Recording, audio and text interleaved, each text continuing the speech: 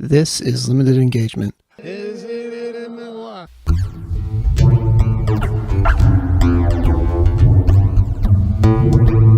I'm curious. You communicate in English a lot. You've been speaking, as part of the English creative community for a while. Do you think in Spanish? Do you dream in Spanish, or do you or English, or is it very free flowing? Do you go kind of back and forth?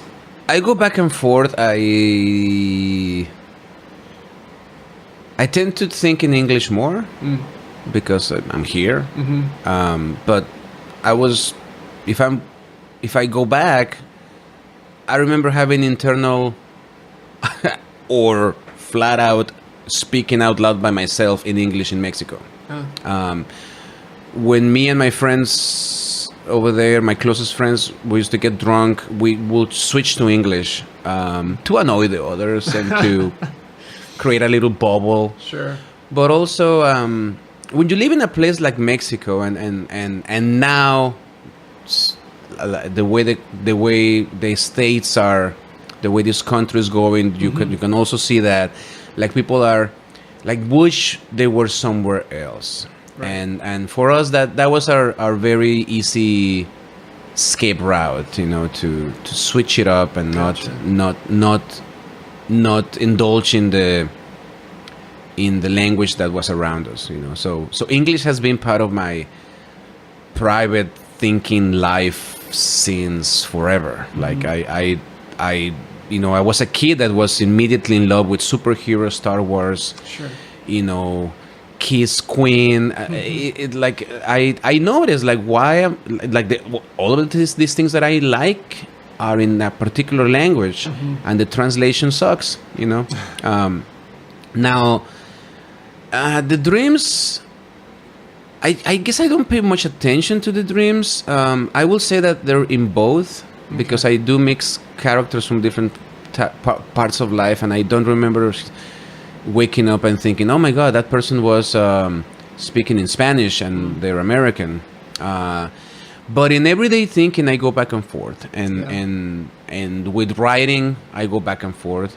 If I'm writing in public, if I'm, let's say, in the light rail, and I'm surrounded by what I think are English-speaking Americans, I will write in Spanish. Because then they can't read over your So they shoulder. can read over my shoulder. If there's a bunch of Hispanics or I'm in Mexico, I will do it in English. But not necessarily all the time. It also, what do I want to do with that piece? Gotcha.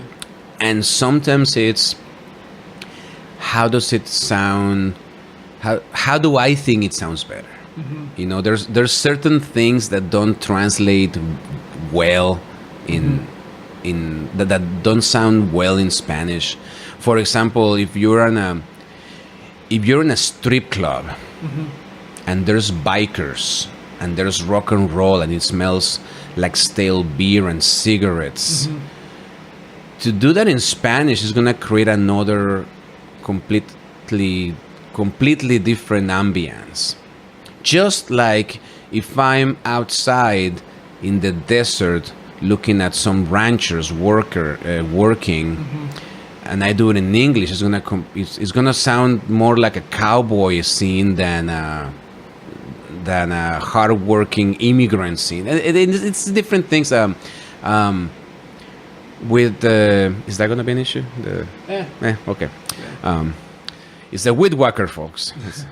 They pick Sunday to do this thing, Which is odd to me.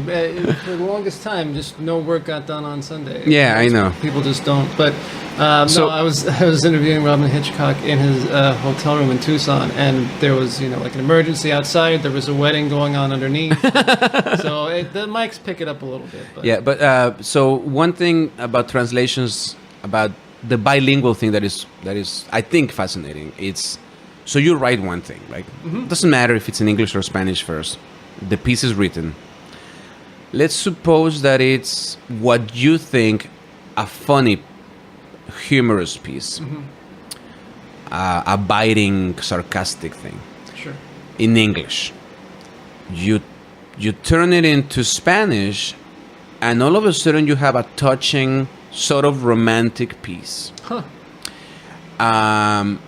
The other way around, you wrote it first in Spanish, and you think, oh, this has a very nice flow. It's very lyrical, and it's pretty. It's romantic. It's touching. You translate it into English, and it's aggressive. And these are just two examples. This is not a formula, but it's so you have to really, really work on it in order for a piece to have the same vibe. Gotcha. It's not impossible. It's just that's when you realize that you cannot go word by word. You have to attempt meaning by meaning, and sometimes you even have to change that.